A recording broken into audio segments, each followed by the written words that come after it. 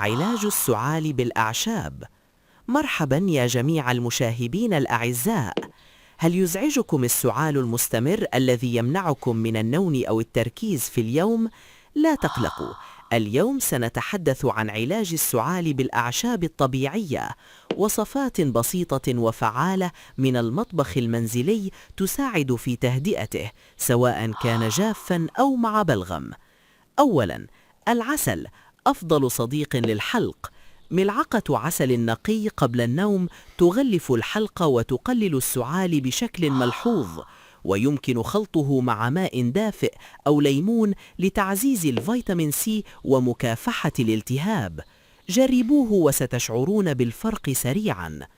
ثانيا، الزنجبيل الطازج يحتوي على مواد مضادة للالتهاب تساعد في إرخاء الشعب الهوائية وتخفيف السعال الجاف.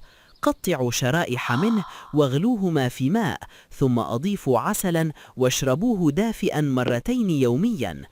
ثالثا، الزعتر عشبة عربية أصيلة رائعة لطرد البلغم وتهدئة السعال. انقعوا ملعقة من أوراقه في ماء مغلي ل10 دقائق، صفوه وأضيفوا عسلا. يعمل كمضاد طبيعي للبكتيريا ويفتح الصدر. كذلك النعناع يساعد في فتح المجاري التنفسية بفضل المنثول. شاي النعناع يريح الحلق ويقلل الحكة. ولا تنسوا الكركم مع الحليب الدافئ، يسمى حليب الذهب، يقاوم الالتهاب ويهدئ السعال المزعج. هذه الوصفات آمنة وطبيعية، لكن إذا استمر السعال أكثر من أسبوع أو صاحبه ارتفاع في الحرارة، استشيروا طبيبا فورا. جربوا واحدة منها اليوم وأخبروني في التعليقات أيها أفادكم أكثر.